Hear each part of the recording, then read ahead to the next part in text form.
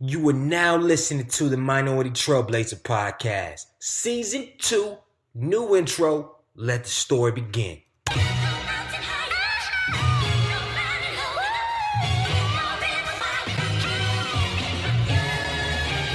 One time for the lovers, 2 times for the ladies, 3 times for the brothers, 4 times for the babies. Do you love her? Do you love her? Do you love her?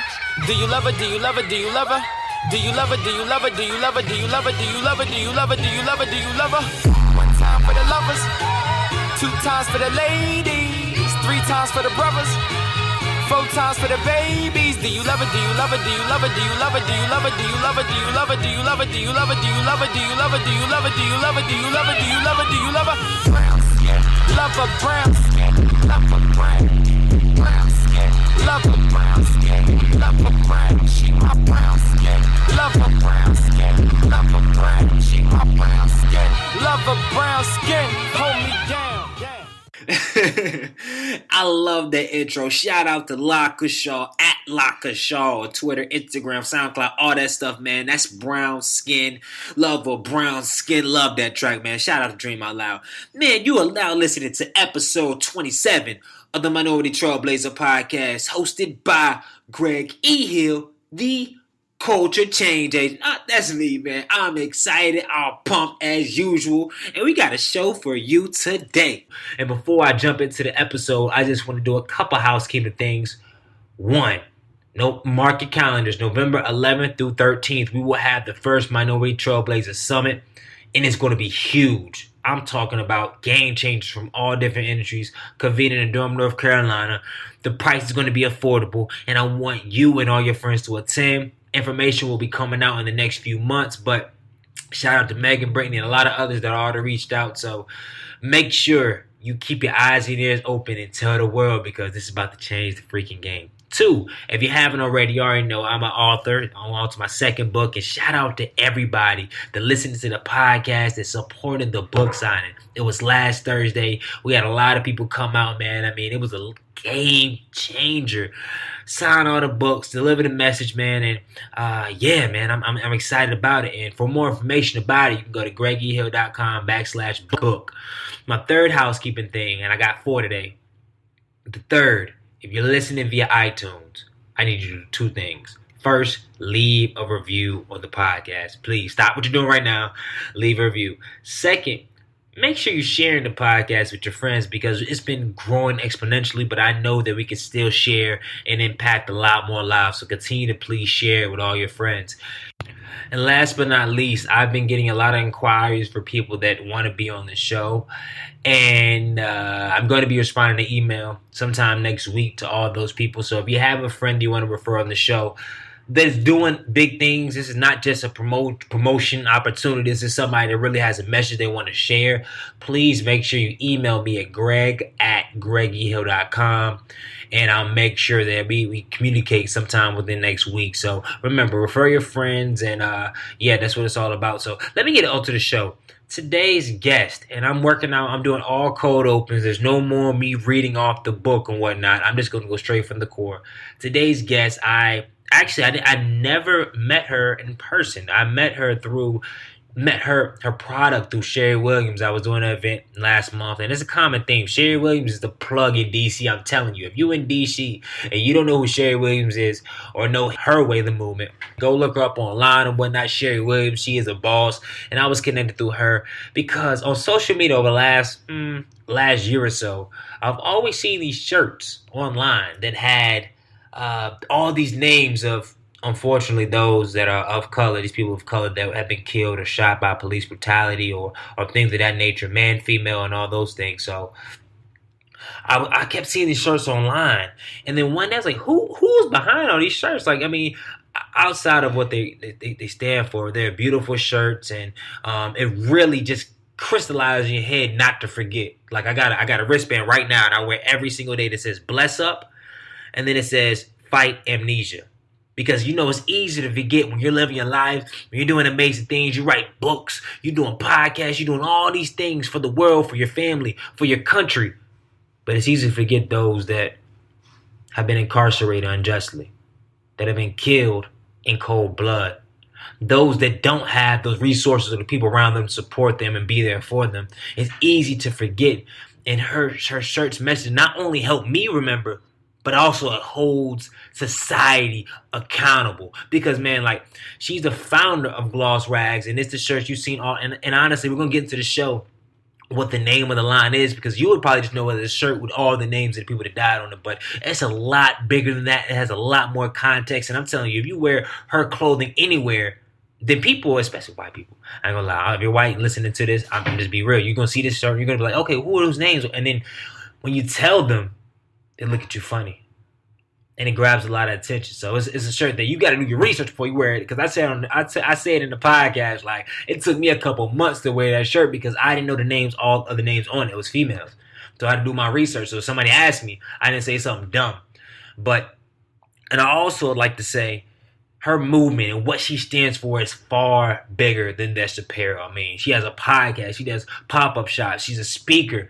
She does a lot of things on culture, a lot of things on change, a lot of things on keeping people accountable, but most importantly, keeping yourself accountable to be knowledgeable about what's going on, the injustices, not only in the African-American community, but also in the Latino community, also in the Muslim community, also in any community you're a part of, there are injustices, and she has and utilized her power, her gift, to help people be aware of that. So without further ado, I would like to introduce Black Girl Magic personified, entrepreneur personified, legend personified, I was about to say the man, the woman, the myth, the legend, Randi Gloss, to the Minority Trailblazer podcast. Welcome to the show.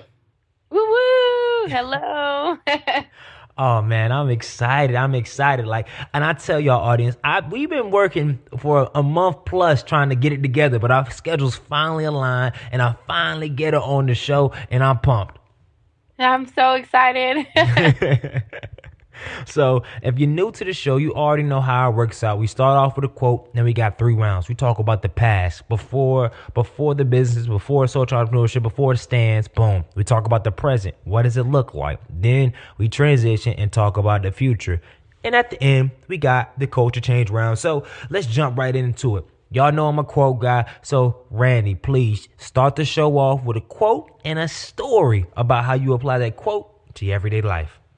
So I don't have the exact quote because I literally just heard it a couple minutes ago. I was listening to one of my favorite podcasts, Another Round. Oh, yeah. I need to get Heben on the show, man. They playing. I love them. I love them. And so they were had on the show Bahrainian human rights activist Mariam Al-Khawaja. I hope I said that right. And so they were asking her, about the Arab Spring, and they were telling this story about this man. He's a street vendor in Bahrain, and he eventually, he just set himself on fire after having been slapped by a police officer. And so she was saying that the struggle is really about dignity. And that really stuck with me because even here in the United States in 2016, so many Black Americans are just looking for dignity, looking for equal wage, looking for the ability to not be passed over their job because of their name. The dignity when it comes to treatment, equal treatment, and all these different things. So that really stuck with me, really resonated with me. So that's definitely something. And it's, the same thing back in the 50s and 60s with the emergence of the civil rights movement. It was the same thing. It wasn't just about equal rights, but it was dignity for us as people, as human beings who have dreams, who have families, who have aspirations and really want to be recognized as fully human, not as property, not as a workforce, not as a statistic. Mm-hmm. So that really stuck with me. So I'm rocking with that quote today. I got you. So how do you apply, like give us a story on how you apply that to your everyday life? In many ways, I think that there's something dignified about wearing the in counting shirt. Mm-hmm. Because you're saying that I recognize I stand as a person of color, as a Black person, but also I'm upholding the dignity of these brothers and sisters who are no longer with us, because what mainstream media, consistently tries to do is discredit us as people, as lives, and paint the picture and control the narrative. And so they try and say, oh, well, Mike was stealing, or Oscar had a criminal record, or Renisha was drunk, and all these different things. And all those being said, those are human characteristics. Those are human flaws, and we all have those regardless of race. But you should not be able to attack a person's dignity at all. And so I think about that because it can be tough wearing these shirts. It can be tough doing the work that I do, especially when it's like it really is an assault on their dignity. So I just try by continuing to make these shirts and do the work that I do through Glossrags. I'm trying to uphold the dignity of our lost brothers and sisters. I got you. And before we jump right in, I will be remiss if you explain what And Counted the movement is, because for any of our audience that may be not aware of the Glossrags movement and whatnot, can you please briefly explain what that really is? Yeah, so it's funny. Whenever if I'm out or somebody's introducing me to somebody, they're like, "Yeah, you seen those shirts with all the names?" Yeah, that's what I said. That's what I said. Like somebody like, "Who you interview?" I'm like, Randi Gloss. Glossrags. Like, I don't know, this shirt with the names. Oh yeah. Yeah, and like people will usually say, like Trayvon and Mike, and throw in some of the more easily recognizable names. But basically in August of 2013, one of my close friends reached out to me. He was working at Gap Busters at the time. And that's a nonprofit here in Montgomery and PG County that works to close the minority achievement gap for Black and Latino students. And so he was like, "Hey, do you want to come through and make some signs with my students? I'm taking a group down for the 50th anniversary of the March on Washington." So I was like, "Yeah, of course." I love working with kids, So I go there and I'm just sitting around chopping it up. I think somebody was playing some music, and I just was drawing out different signs and stuff. Like one I drew said, "We still have dreams," kind of like a play on MLK's speech. Mm-hmm. And then I wrote out Emmett and Amadou and Sean and Oscar and Trayvon, and I had a period. Mm-hmm. Then it said, "More than just black faces in tragic spaces." And so at that moment, it really did feel like someone had hit me in the chest. And so I just kind of like looked around and was like, I'm going to take this sign with me. So a few days later, I think it was probably like a Thursday to Saturday type thing. I meet back up with my friend and his students and my mother and a group from her church. And we're at the march, and I'm just carrying it. And we're making our way from maybe Federal Triangle down to the steps of the Lincoln and the Washington, the steps of the Lincoln. And so like basically walking that whole trip down there, folks are stopping me, asking to take pictures of the sign, or I'm just watching. I had sunglasses on, so I really could just kind of like look at everybody without without your eyes looking at directly right, at like staring at them or side eye or anything like that. So I was just really taking in everybody's facial expressions, and a lot of people looked shocked, or you just saw their jaw drop, or just like very noticeable, visible reactions. And so I definitely took note about that. And even there was a German couple who walked up to me and they're like, "Who are these men?" And so when I got home and I just drew it out on like a little orange sticky note, the names on the t-shirt, and then just really prayed about it. I think I kept that sticky note in my car. And then I told my mom, I was like, I think I want this to be something more. I think it can be something more. So I started talking about it to different friends that I trusted and who are fellow creatives, poets, things like that. And then February 2014 rolled around. I reached out to my mentor. I was like, "Yo, I just need $500 for 100 shirts." And he's like, "What are you talking about?" I was like, "No, seriously, I think I'm on to something." So he asked me to like make a business plan, which I knew nothing about because I studied African American studies and journalism in school. So it was pretty foreign to me. My father's an entrepreneur, but it wasn't something that I grew up knowing how to write a business plan. Yeah. So at first he said, "No, you got to do better." So I went back to the drawing board, tightened it up, and then he ended up paying for my first 100 shirts, which I went to call the And Counting collection because basically, so on the sign, it ended with a period. But my friend, Nate Marshall, he's a poet, amazing poet out of Chicago, South Side. He was like, "Why don't you do an ellipsis?" And so I was like, I think that's it. Like when he said that and I drew it out, I was like, this looks like, it's right. And now having started with 6 names and going to there's 17 on the men's version or 17 men and 10 women now, and we started with 6 and 5 respectively. Like it just is more than appropriate. A little sad at times, but that's basically what has been come to known as the And Counting collection, rather than the shirt with the names. Got you. I'm glad. Another name, And Counting. And even before, the ellipsis symbolizes not just a continuation of a horrible, I don't know, genocide maybe, tragedy. There's so many things that it can be called, travesty. But also there always were and have been more names that could ever fit on one shirt. And so it kind of plays two roles. Yeah, because we're just talking about 21st century. We're not even talking about back in the day. But nonetheless, that shirt, thanks for giving that thorough explanation. And it's crazy because that shirt will, because I got the shirt, I got it when I spoke at one of the events with, shout out to Sherry Williams and her way. Woo, Sherry!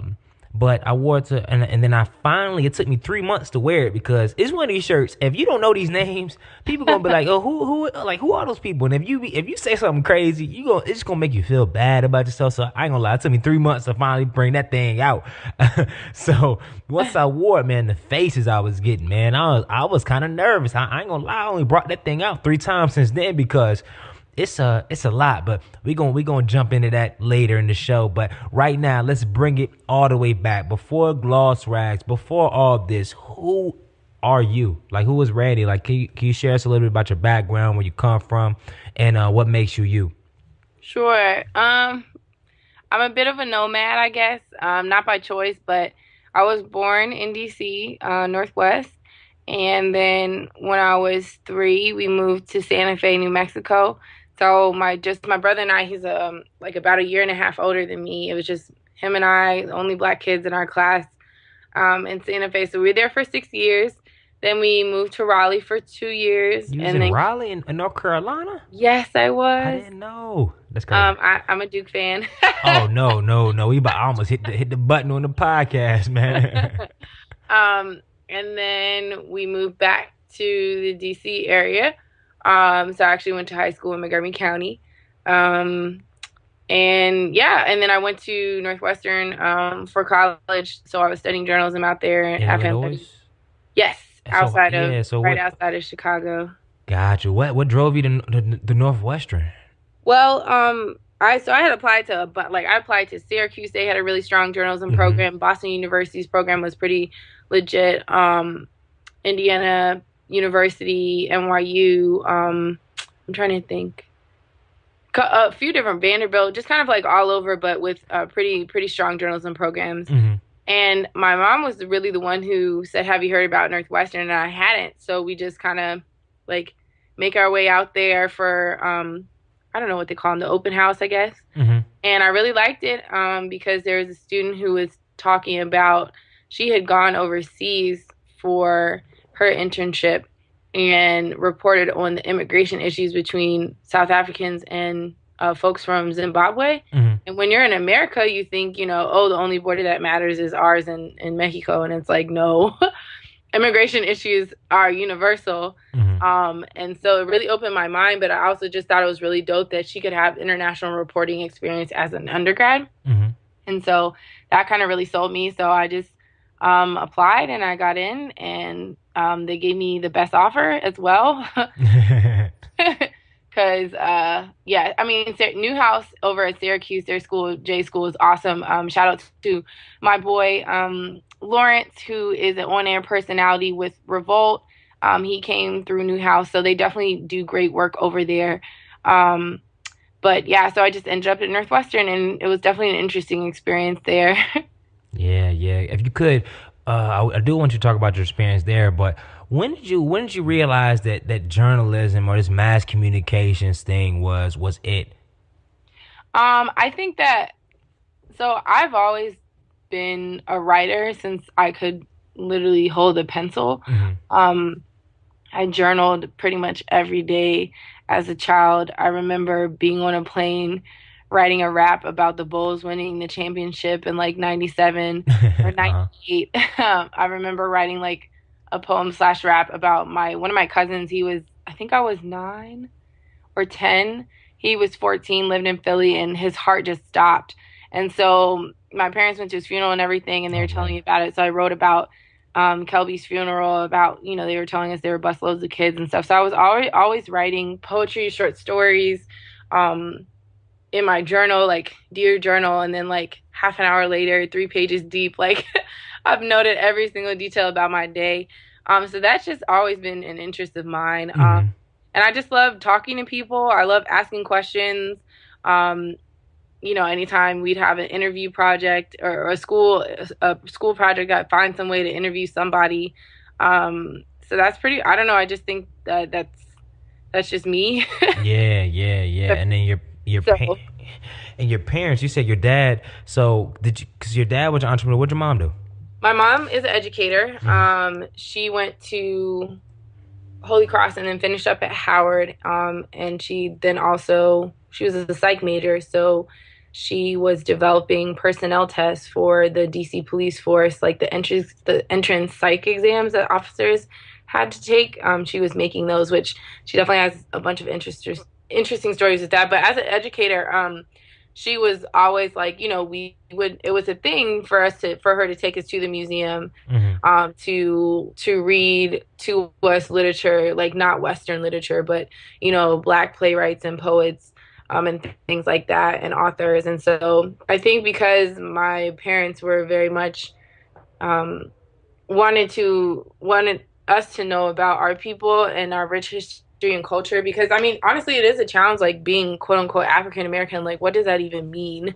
When you don't know where in Africa you're from, versus like in Montgomery County, there's hella Nigerians, there's hella Africans in general, like a lot of Caribbean folks. And so those, my friends had first generation, like their parents are first generation immigrants basically. So it's like, okay, my parents were in Trinidad before they came here, so I know where I'm from. Versus when you're an African American, like you have to do a lot of work to actually figure out where you're from. But I think that we have contributed tremendously to the development of this country, to the culture. And still, to this day, still are, like, we're looked at for fashion trends, for music, for so many different things. So I think that they just really made it a point to expose us to that at a very young age. And even like when we were moving from Santa Fe to Raleigh, we drove through the South and stopped at the Civil Rights Museum in Alabama, in Montgomery. We went and saw, in that museum, they have a piece of the actual bus that was charred and bombed during the Freedom Ride. So I saw that. I knew who the 4 little girls were, all these different things. And I think I was, like no more than 9 at the time when I was learning about those things. And so I think having that, planting that seed when you're young, I think does so much, because once it's in you, your parents can water it, but then you're like, oh, I want to keep this growing, So I took my teacher, Ms. Barlev, she's the only teacher teaching a civil rights class in Montgomery County at the time in middle school. So I took that when I was in 8th grade, but I'll never forget, I actually got kicked out of her class because I fell asleep. There were some class periods where she would show Eyes on the Prize, but I had already seen it. And so it would not be intentional, but I would doze off, and you just in the back, just cooling. Truly in the back. And she was like, she said she called my name 3 times before I responded. So she kicked me out. And, I was one of her best students, but it's a matter of respect. Like, you shouldn't fall asleep in class. But yeah, respect the culture, man. But nah, that's crazy. That's crazy. So take us to, so you went to school. So before you started Glossrags, what were you doing before then? Like, what led up to even this movement? And from your story, it already seems like it's been a natural progression of things. And I think life just happened to me. And so I got a phone call when I was still about a month away from graduating, from my mom saying that my grandfather had stage 4 cancer. And so I just made a decision basically that I was going to move home and I wasn't going to apply to any jobs because I didn't feel comfortable being more than like honestly like an hour away from him, probably less. Mhm. So, and like my brother, he's got 2 kids and he's up in Boston. And so I was like, well, I don't have anything to do. I don't have any obligations really other than to like, walk across the stage with this diploma. So, I just came home and I was working at J. Crew, like right down on 9th and F. I started substitute teaching. I was working at different restaurants around DC. So I really kind of was just doing this like rotational odd job circuit. And then I remember, I guess it was the fall of 2014. It was November, and I was frustrated because I was subbing. I was subbing while also working at a restaurant, and like they moved up our call time, so we had to be, instead of being at the restaurant at like 4, we had to be there at 3:30. And at the time, I had like a 10-day gig at Gaithersburg High School. So like imagine going from Gaithersburg to like around 14th and U. That's not a short drive. So I'm like busting my butt to get there, and then I would just like have little mistakes, like I might ring in somebody's order wrong, or just kind of being absent-minded, which is not really. I'm a good server. Yeah. I've been working in restaurants since I was 19. I'm 25 now, so it was just kind of like atypical, but I couldn't really kind of like bounce back. So I went from having like 4 shifts a week to 2 to 1 to being taken off the schedule entirely. Damn. But I was just like literally a few days before, and like my pride was hurt, my feelings were hurt, because I was just like, hold up, like I was making good money, like especially being on 14th and U, like folks would come in for like big company dinners, and everybody's got the Amex company card, and you're like, all right, when that company card come out, you just start ordering all sites of things like you ain't never seen food before. Exactly. And especially when you give good service, like they'll like, yeah, we'll take another round, or that was a great suggestion, all those things. So, but anyways, so November 25th, 2014 was when the non-indictment came out for Darren Wilson, the officer that killed Mike Brown. And in a 24-hour period, we almost got 200 orders in a day. And so that was crazy, because we usually, at that time, we were probably averaging, I don't know, maybe like 10 to 25 orders a week. Now it's somewhere in like the 25 to 40 range. And that was, so imagine like you're used to, okay, I got to ship out 10, 15 shirts this week. No, you have to ship out 180 shirts. It's a whole different type of urgency. Crazy. Yeah. And I was so swamped and overwhelmed, because I was like, I don't have staff. Like, I just have me, and my friends, when I, hey, like, y'all trying to get a free shirt, I'll feed you, and so that happened. And at that point, I really didn't have time to do anything else. So I finished up that sub job, and I didn't like, get into it with my manager. I just accepted that was how it was supposed to be, and just started really focusing on Glossrags. And that was pretty much it. I felt like I had to do what I needed to do for my family. I had, it was tough having to watch my grandfather die that summer. And, but I know that he's proud of me, and I know that, and it's been good for my family to see the growth, because at first they were kind of like, what are you doing? What are these boxes? What is this Glossrags?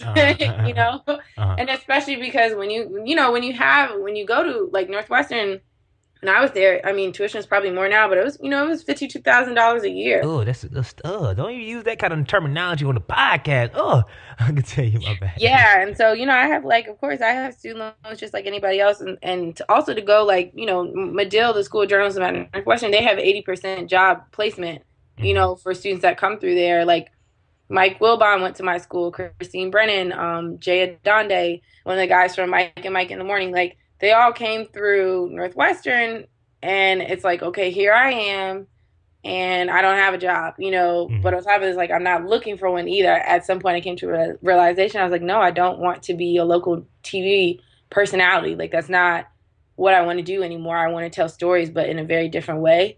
And so it was definitely a trying period where I was frustrated, with there was never like resentment from my family, but I just think it took a while for them to kind of understand and also wrap their head around like what I was doing, and what I was going to do. But then, moments when like I go from having like 3 boxes of shirts to like 12 in my grandma's house. Then she's like, oh, okay. Like, Yeah. So what? you have more packages, and like I'm taking like huge bins of packages out to the post office. Then at that point, it became a little more real for them and easier for them to understand. So Yeah, and I want to take away a couple nuggets that I shared, and then ask you a couple pressing questions. A couple nuggets I already seen was, even before you even launched Glossrags, it's kind of like you did a sample from the reactions from the actual from the March. I remember you talking about a March, and this is where the idea came. That it's not like a proof of concept. It ain't like a lot of market research on that was done, but it was just, oh wow, I'm getting a reaction. So let me put this down. Let me remember this. Boom. And then it's a culmination of all your experiences. So we have a lot of people that are listening right now that have ideas but don't know how to start, what to start, or what it is. So can you break down that time period? So when you had the idea, when it was just on that Post-it note in the car, to getting the first design made and doing that, like what did that look like? How long did it take, and what was it like for you? so the sign happened August 2013. Mm-hmm. And then I reached out to my mentor in February 2014. And then I actually began selling the shirts at Broccoli City Fest here in DC. Shout out to BC Fest. Mm-hmm. In April of 2014. So basically, it was just a matter of, I guess, first and foremost, believing in myself, believing in the idea, Mm-hmm. and trusting that the reactions that I got, that I noticed from folks, when I was carrying the sign, that those would continue if it was translated into a shirt. Mm-hmm. So there's the first thing. And when you think about it, I mean, t-shirts are t-shirts, super simple, classic, basic clothing. Like everybody pretty much owns a t-shirt. And so I was like, okay, this makes sense. This is something that anybody can wear, literally. And then, one of my mentor, Brandon and Peter, I met them when I was like 15 years old, and they were my age, like 22, 23 at the time. And they basically are aficionados in the do-it-yourself art scene. Mm-hmm. And so now they're, Peter's, I think they're both in their early 30s. And so I had seen their growth because they own their own art gallery. And that's where, like, we had our Glossrags 1-year anniversary last year. And they've been written up, and they've done all these huge murals and just create build outs and all these things across the city and Art Basel and things like that. So I'd seen their growth, but also, like, I definitely consider myself a hustler. Like, when I met them, I was like, yo, like, you guys are super dope.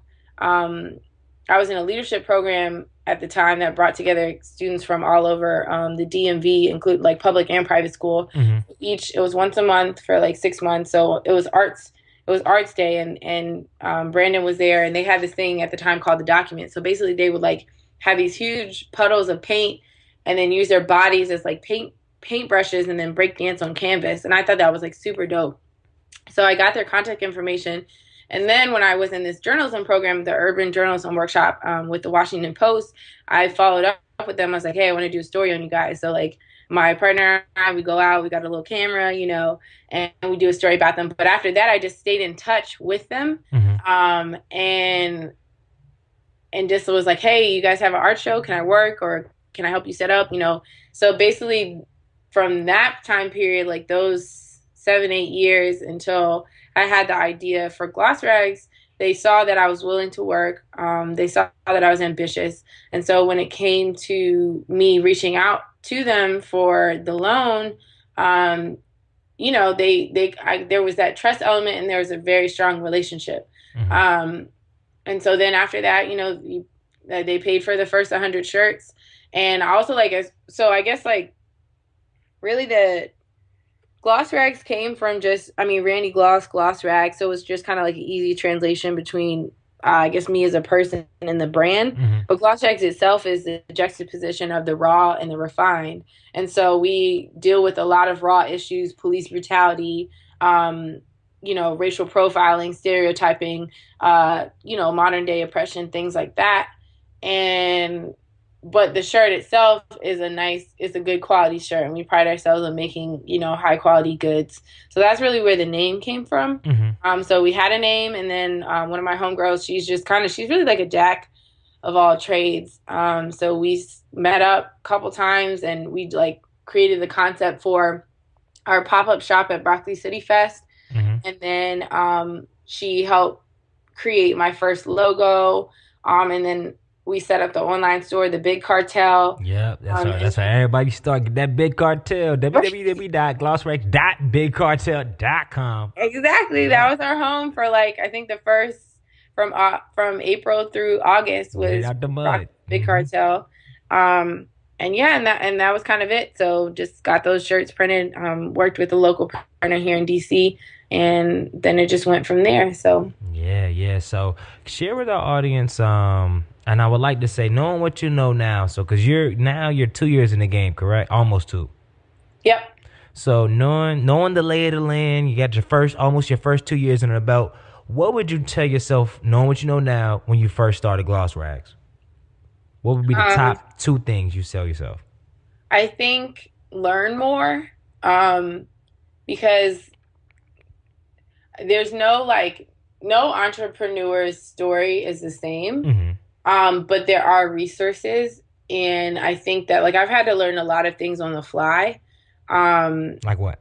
I was like, okay, I think I need an LLC or something. I don't want anybody, for a legal standpoint. I was like, if somebody tries to sue me, or if somebody tries to steal our concept or whatever, I need to have some legal entity or official entity to have behind, not just Randi Gloss. So I had to kind of teach myself a little bit about that, and doing that paperwork, even taxes, money stuff is just I feel like they should teach you that in school, in high school, in middle school, really, because it's to know how to manage a budget, create a budget, those type of things. It can be really scary. And being in compliance and business insurance and blah, blah, blah, all of these things, I've had to learn all that on the fly. So I think that learning more,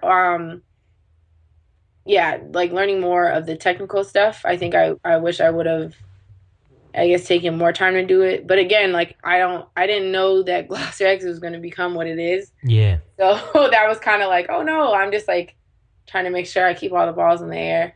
I don't know, maybe to take more time for myself sometimes, because I think, probably just allowing myself to grieve a little bit more, because there are times where I just feel so deeply for the people who are on the shirt, and looking at the names every day and the list of names.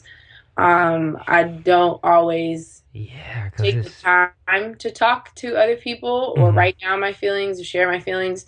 So I think doing that, because it can be, it's very taxing work. My heart goes out to Marshawn McCarroll's family. Brother is 23 years old, and he shot and killed himself a little over a month ago in Ohio, after having just been at the Image Awards a few days prior with his mother out in LA. And he created a couple of nonprofits, one dealing with feeding the homeless, the other dealing with youth empowerment, because those are both issues that he had struggled with. And he took his life, and he was hugely instrumental in organizing student activists across Ohio for Black Lives Matter and things of that nature, especially with Tamir Rice's case. So it just broke my heart when I heard the news. It's, anytime I see a name attached to the hashtag, my heart stops, because that day I remember it was in February. I had committed to writing, wearing a different and counting shirt each day of February and then writing about it. So I was oh yeah, I made it through the day. Nobody stared at me too crazy. Nobody asked me a question about the shirt. I was at my apartment chilling, making some food, and all of a sudden my phone goes off and I see the hashtag, and I'm just oh no, not another one. Is it an officer shooting? But then come to find out, he took his life. That was really hard for me. And I think, just again, being able to, even sometimes it's a matter of forcing myself to talk more about how this work makes me feel, I think is important from from a self-care aspect.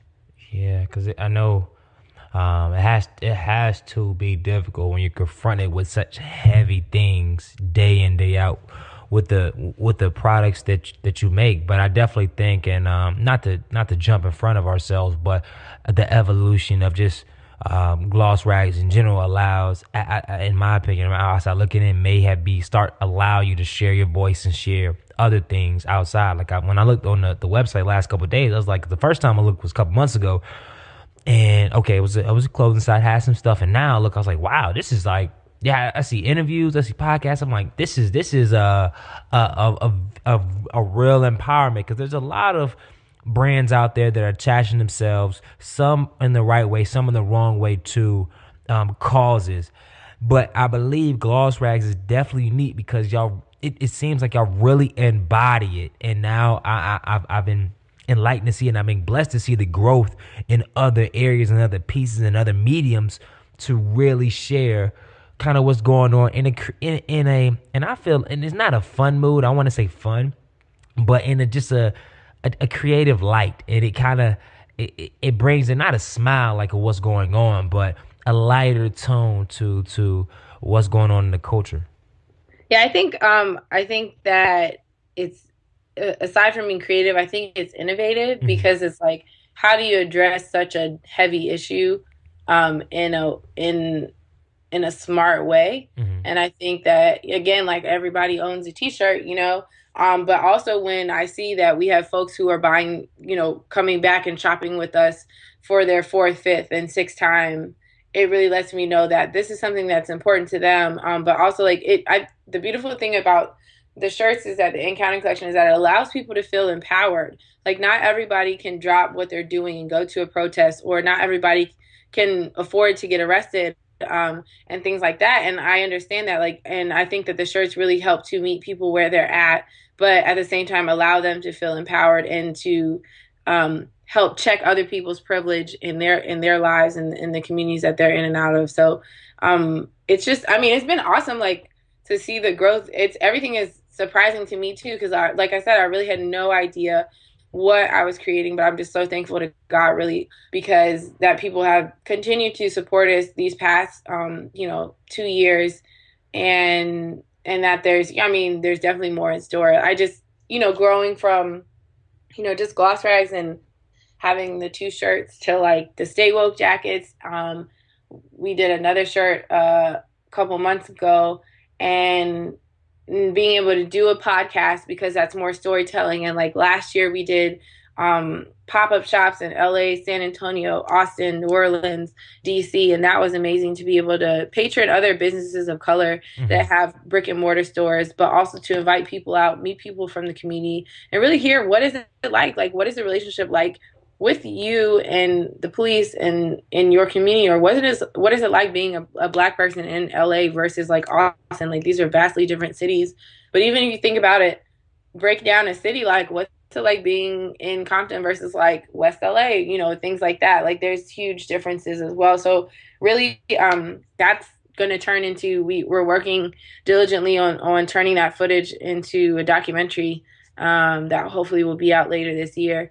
So just so many things that have doors that have opened, ideas that have just been becoming realities. I'm just so thankful for that.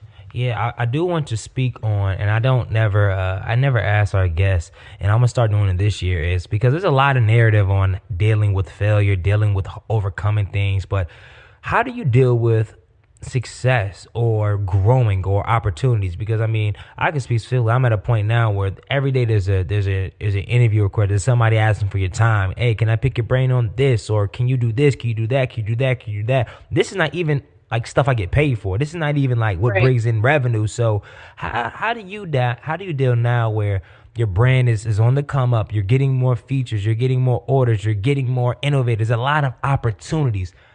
How do you go about selecting what opportunities to put your time on, and what advice would you give for those entrepreneurs that are having a lot of success, but now they see their time they're kind of getting overloaded with things that are even outside of their core work? Yeah, I think that for me, it's just like being humble and knowing that, whoever it was that wrote the first article about gloss rags, I'm internally grateful for them because if I, you know, I mean, then I guess I really wasn't in a position to be like, no, No, I'm good. But like now, you know, it doesn't matter really to me. Like, I'm not necessarily looking at how many followers you have or like, you know, if you're a, I mean, we still haven't, you know, the Washington Post has not knocked on our door for a story, nor has the New York Times or, you know, there's still a lot of levels. yeah, there's still a lot of levels, and so that's why for the most part I try and say yes. I find myself saying no at times where I'm truly like I don't want to overcommit or you know because it's like there's so much to do. There's merch, there's you know planning community events. There's You can always be marketing too. There's like there's so many different things, and so like right now what I'm doing is like I'll say if you're willing to do an interview over the phone or a web that I can do that because sometimes I just don't have the time to sit down and type out answers, physical responses, but I can talk to you over the phone or via, you know, on the internet. Like that's easier for me than to actually take the time to sit down and write something out. So I'll just try and modify it. But I think with success, like I'm just so humble. Like it's also really weird to me that people it's at the point where people actually recognize me in public sometimes. Like I went back to Northwestern for homecoming in October and I was at a bar and a woman walked up to me. She was like, she was like, are you Randi Gloss? I was like, yeah. And she was like, what are you doing here? And I was like, I can't be at a bar. Like, if I got that, yeah, just cool out here, you know. Or even a few months back, Devin Allen, he had a show in Philly. It was called A Beautiful Ghetto, and so he had a lot of his photos on display, and had some of the Baltimore activists up there talking about the uprising and things. And so we rocked out to support him. You know, but it's only like a 2.5 hour drive, depending on traffic from DC. So another student was like, she like went to Temple. She's like, I know you live in DC, but why are you here? And I was like, well, I'm a real person, you know, like I can travel just like you can travel too. So it's interesting. That's definitely the most interesting thing to me is like, or even like I posted my friends, Premium Co. and Rock Creek Social and No Kings Collective did an amazing pop-up shop by Union Market. And I think that was in January. And so I posted a picture of being there. And then somebody commented and was like, I thought that was you. And I was like, what? Like, I'm not. It's so weird. But I think success, you just have to remain humble. Like I'm just always grateful to God and thanking him for like every little opportunity that comes my way. Or like, you know, if a student group, like I just worked with the student group in Jersey they have a fashion show and they wanted some of our stuff. And so I worked with them. I was like, hey, what's your budget? Let me see what I can do. Let me see, you know, how many pieces we can get for you with the numbers that you guys have. So just like being able to meet people where they're at. And I'm grateful, like, interviews and stuff like that, that's like a two-way street because it helps me and it helps them as well. So yeah. So I know we've been kind of on the present day tip, but I just want to formally introduce the present day segment. So what is a typical day like for you? Because what is a day like for people that of course you're creative, you do stuff outside of shirts, but like what do you do? What is a typical day like for you? I wake up and bless up and I say my prayers. And I have this one prayer that basically asks God to, like, it's kind of like we're co-laborers. And so it's like I have my desires and my wants and things, but let those never come before what you would have for me in my life. So I try and read that prayer before I get started. And then I'll usually like check Instagram because there could be somebody commenting on a picture. So I'll like make sure that I didn't overlook anybody's comment or questions. I try and post in the morning because a lot of folks are up and awake in between that 8 a.m. to 10 a.m. block. How you been dealing with the new algorithms? I don't know what those are. Yeah, like I haven't really did any. I think it's cool that they show you the date that you posted versus like it's saying like 2 weeks ago or a month ago. Because honestly, like I use Instagram to track like if we release the product or something. Mm-hmm. You know, the Staywoke jackets came out in October, but I couldn't tell you exactly what day in October that we released them. But now with Instagram, I just scroll back and I'm like, oh, it was October That's how you. That's 17th. Like, your product calendar. that really, like, honestly, you know, because once they're out, you know. So so I'll go back and, you know, go through Instagram. Gotta check Twitter. Same thing for tweets, retweets. There could have been a shooting overnight. There could have been an indictment. There could have been a lot of different things happening on the activist scene. So I'll check that. Emails are always a never-ending beast. So I have to tend to emails. Oh, man. And then like I try and make time for what I call like creative enrichment.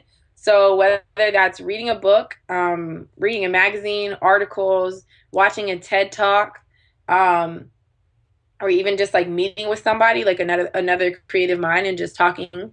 I try and build that into my day because it gets my brain going in a different direction than responding to emails.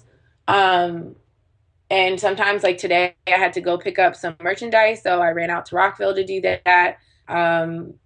You know, meetings will happen. Like could have a meeting at 10 p.m. I could have a meeting at 2:30. Like, you know, yesterday I was on WLV, I forget the exact call letters, on Listen Vision Live with Ashley on her show. So that was like in the middle of the day. So it really just depends. Like no day is ever the same. Like I don't have a set schedule, but I know that I try and like if I'm tackling emails, then you know, I'm like, okay, for the next hour, like I try and give myself a designated time period to do that. Mm-hmm. Then it's like I'm doing that. Or if I'm like thinking about, if I'm typing up our MailChimp mailing, our newsletter that goes out, it's like, okay, you're going to focus on this and only this for the next hour. Cause like, I think I have like low-key ADD or like ADHD. Mm-hmm. And so I'll just be like, oh, let me do this. And then the next thing you know, I'm like looking through emails and then I'm like scrolling through something else. And then it's like all of a sudden 2 hours later and I haven't even, you know, clicked send on that MailChimp newsletter I was trying to get out. Yeah. They got some good apps that work with that. I got to shoot some links. Like luckily I think I've conquered that demon, but it's really hard because it just, especially your mind just start boom, boom, boom, boom, boom. But yeah, nah. Question. And I got a small new round. I've been testing it out in season 2. I want to see how it rocks. It's like, what advice would you give? And basically, I got 4 quick questions, and you can kind of just go ad nauseum about what advice you give to these people in this situation. Okay. Okay. First, to people that say they want to start a clothing brand, I would say think past the first 3 months, or think past your first 100. Like whether you start with 100 shirts or 50, like think past that. Like you always have to constantly ask yourself what's next. Especially, and I because my friend, he has Honor Raleigh out here in Durham, and the biggest thing he said was seasons. He didn't take into account when he first started, like seasons. So he's brainstorming all these t-shirt ideas, but then it's the winter. It's like boom, and then the summer, and you're trying to get in the stores. It's a whole different. There's so many different levels. Because when you're in the store, you're pitching months in advance, and they want say 1,000. It's just a lot. It's a lot. Yeah. So. And also, like, what if a celebrity wears your shirt or your merchandise? Like, that can be, because that can create a whole nother, like, it's a blessing, but it can be also a headache and it can be overwhelming because it's like, oh, all of a sudden, like, you know, Alex L is wearing my shirt and now I have, like, hella new orders. What do I do? You know? Mm-hmm. So, like, thinking about the what ifs is important as well. Yeah. What advice would you give to a student with a lot of ideas but no money? Save. Write down those ideas and find somebody with money. Say no more, like you did. You came up with a business plan for $500. That's crazy. My man, he couldn't just throw 500, but he came up with a business plan and you got it done. So the third one is right up your alley. What advice would you give to a person with a business idea? And this is a adult out of school, but no experience really in entrepreneurship. Go for it. Because that's what I did. And I don't know what life would be like if I hadn't, you know, like I really don't, because in that, like I had the epiphany that I didn't want to do broadcast journalism. And I'm so much happier now. Like sometimes I was cleaning, like throwing some papers away. And I was like, I came across like my old resumes and my resume tape. And like, I had, different WQVZ and all these different, local stations that I was looking at applying to. And I was like, don't need this anymore. But now the work that I do with Glossrags is so much more fulfilling. So I think that, if you have something that you're really passionate about, whether it's a good or a service, go for it. And like, if you've got your degree, then praise God, you can always fall back on your degree. But if it has wings and it takes off, then like rock with it. Yeah. What advice would you give to a person who wants to quit their current business because they're not getting the results they thought? Their entrepreneurship business or their job? Entrepreneurship. I think that's okay sometimes. I think weigh the pros and cons. I have a friend who had his own clothing line, and it happened. And then I think I don't know if he says that it failed or how he describes it, but what he went on to create is called District Running Collective. Oh yeah. Oh yeah, that's my LB. He's acting on season 2 well. Matthew Green. Shout out to Andy Green. Yeah, Matt. So Matt went out on a limb, created something that we didn't even realize, that DCU didn't even realize that there was a need for. I think subconsciously we know and we internalize that there are not necessarily Black friendly spaces for working out, and that a lot of these, distance runners and things like that we see on TV are white and things like that. And so he created something that we desperately needed. And also like it just helped so many folks get back in shape, feel better about themselves. So sometimes you have to give up something in order for something better to come. Sometimes you got to give up to glow up. Sometimes you got to give up to glow up. Yeah. Shout out. This whole podcast, and it's freaking long, but all we talk about is pivoting, because I think that's a hard thing for a lot of entrepreneurs to really see the writing on the wall, and they think of it as like such like, oh, I failed or I did this, but it's like, honestly, that could be your breakthrough to seeing, okay, maybe if I pivot this way, because the pivot like that you gotta study the pivot. It creates space. It gives you another opportunity. It gives you another way to get to the hoop. And all my basketball players know about the pivot. And like, you're stuck in a situation, but you hit that pivot move and you got an easy lay or a dunk. So shout out to Matt Green and that whole movement, man. I can't wait to showcase them, because they're doing some amazing work. And I please pray that the community continues to support them financially so they can really take things to the next level. Okay. Enough on that, man. Are you ready for the last round, the final round, right? Yes. Okay, the culture change round. This is a series of rapid fire questions, and I would love to get rapid fire answers. You ready to go? Okay, I'm ready. What is the best advice you've ever received? Just do it. Oh, we take. What is one of your personal habits that you can attribute to your success? Praying, giving praise to God. Simple and plain. I love it. Bless up. What is your favorite book and why? Ooh, that's a tough one. Outside the Bible, please. Please. Don't say the Bible. just do it. Pray the Bible. What keeps you motivated? God. What is the first thing you do as president of the United States? Get to praying back in school. Like, I think I really like The Giver. I read that in 8th grade, and I was going through a lot. And it just kind of it opened my mind a lot to a lot of different spaces. I like that book. Did you watch it on Netflix? I haven't. Watch it. Nah, actually, don't watch it. Don't watch it. You're good. And actually, not a favorite book, but Gil Scott-Heron's biography is really dope. I think especially for me being from DC, and so he would talk about like being at jazz clubs around DC. He was a professor at UDC at the time. But there are just moments in the book, like when they were talking about like when Kennedy died, or just significant people died, like while being backstage at a concert with like Stevie Wonder and stuff, just like really crazy moments. That was a super dope book to read. I would recommend that. Got you. What inspires you the most and keeps you motivated? I feel like what inspires me the most? I think other people's gratitude for Glossrags inspires me to keep pushing and to keep creating. Because again, it's just like I'm just a regular person who had an idea and just pushed for it to become a reality. And now the support, we exist because everybody else keeps coming back to patron our business. And I'm so thankful for that. What's the second question?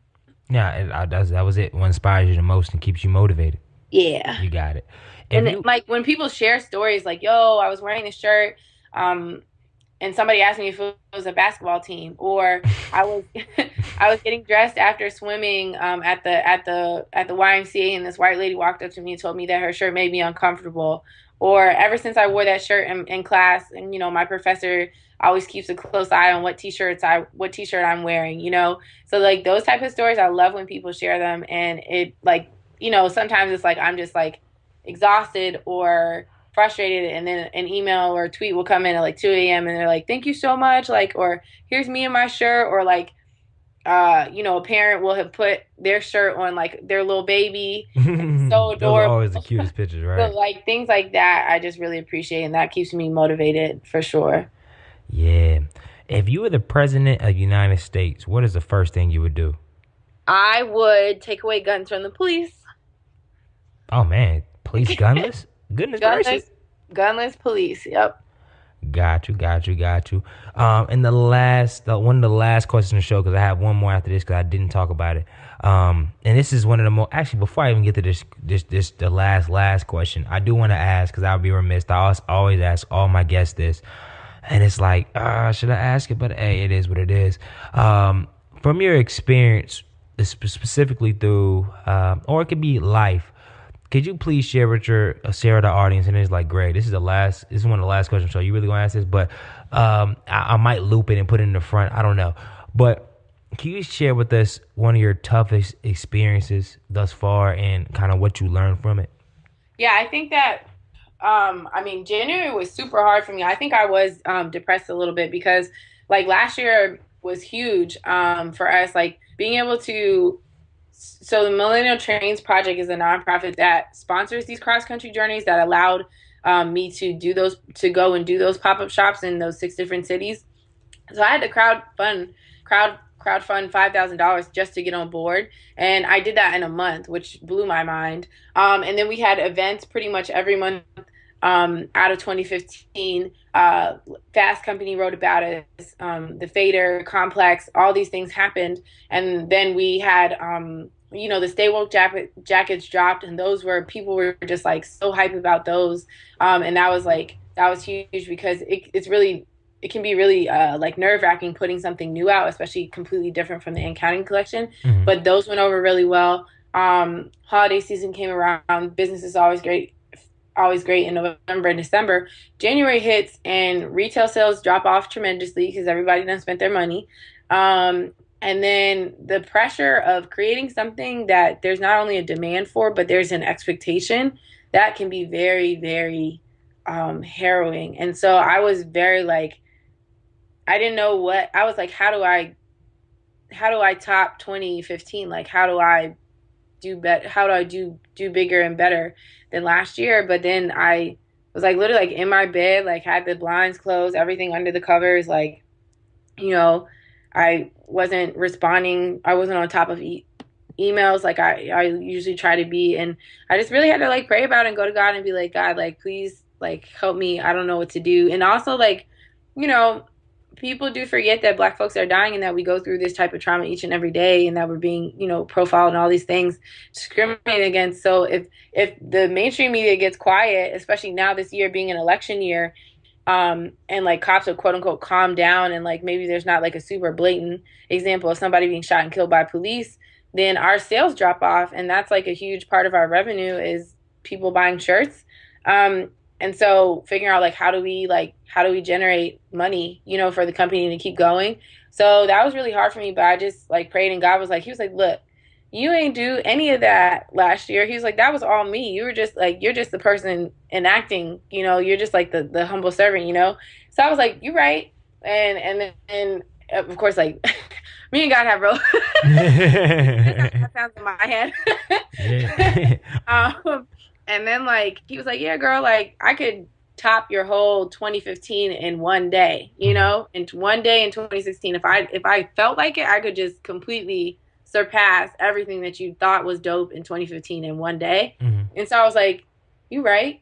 So once I kind of put it in perspective, that really put in perspective to me that, like, you know, year 2015 in your personal life, in your professional life, is not going to look like your 2016. And that doesn't mean that you're failing, and that doesn't mean necessarily that you're doing something wrong. It just means that it's different, as it should be. And so that was really like, once I got over that hurdle, and having to make the decision um, to actually like take the full shop offline was really hard, because again, like, it was literally saying like, no, like, we don't want your money right now. We need to internally work on some things. And we'll be back, you know, like, that was a really hard decision, and it got challenging from a financial standpoint as well.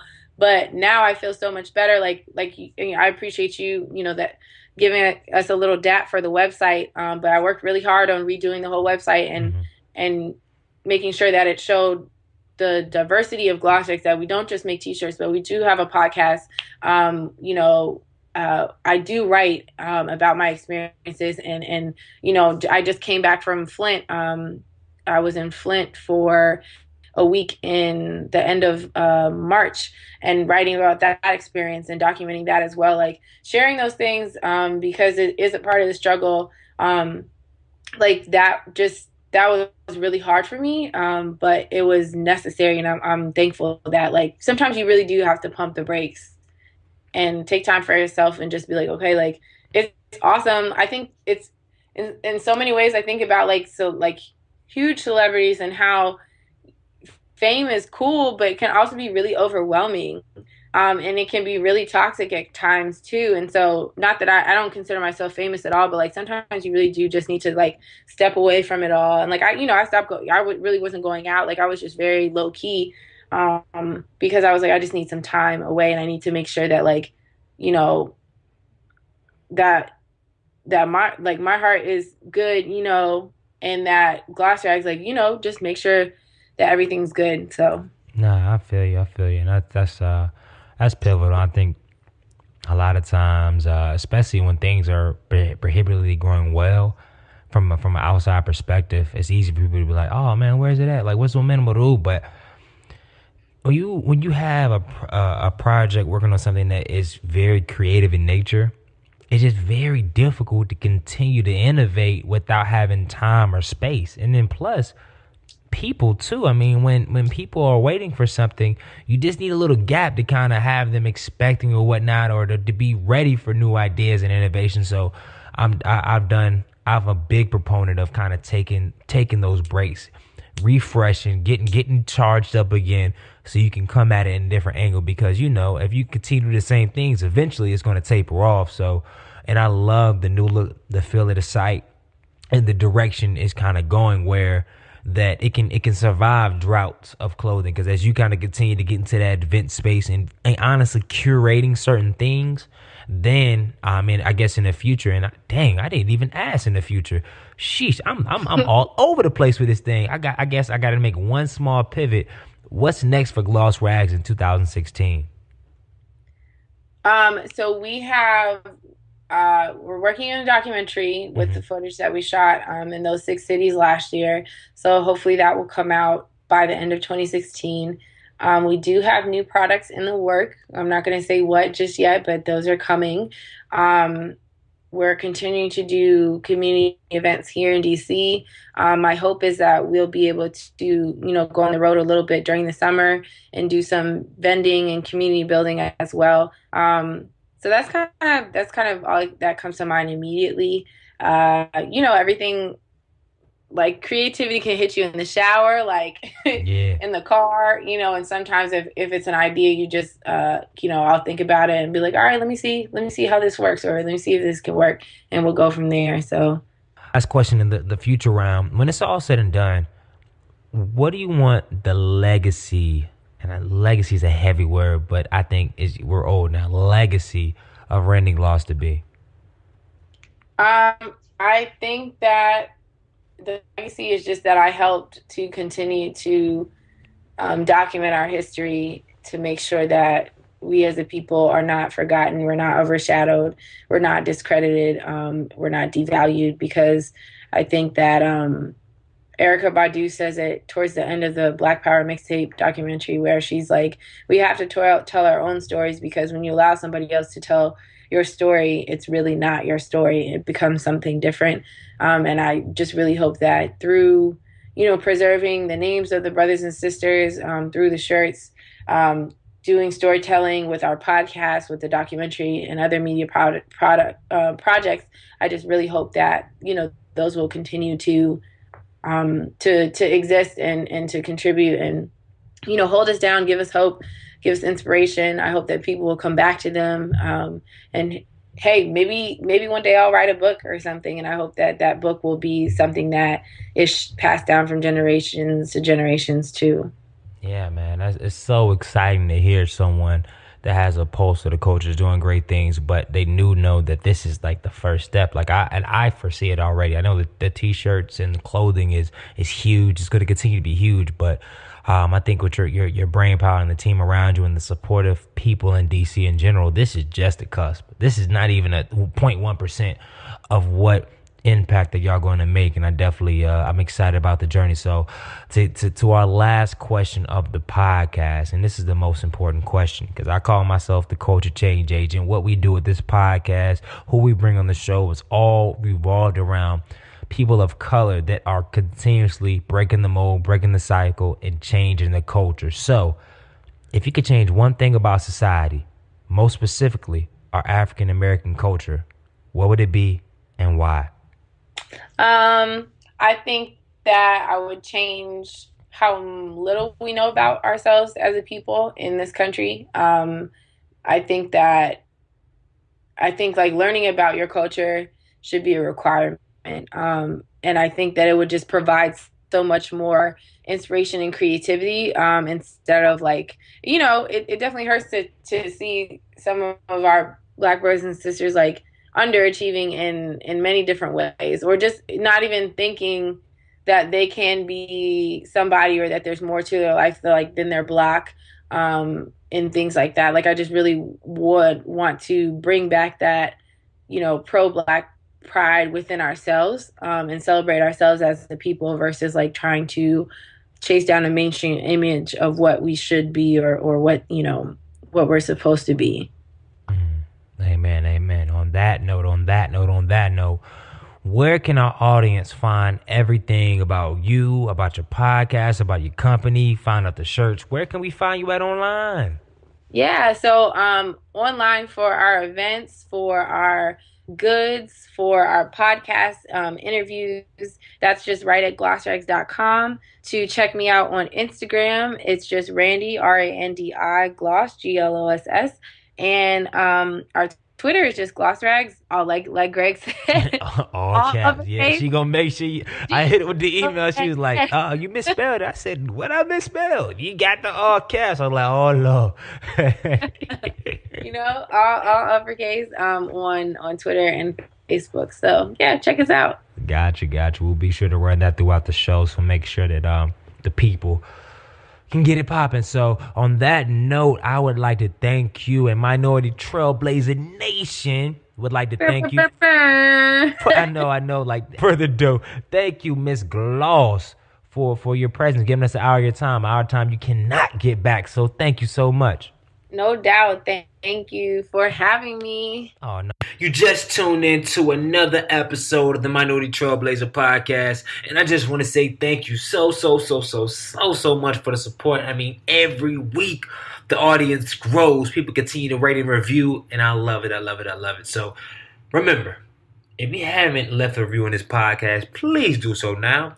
Also, if you haven't bought a copy of my book, please do now. Remember, I still got a special for my podcast listeners. GreggyHill.com/podcast book. You can get it on discount.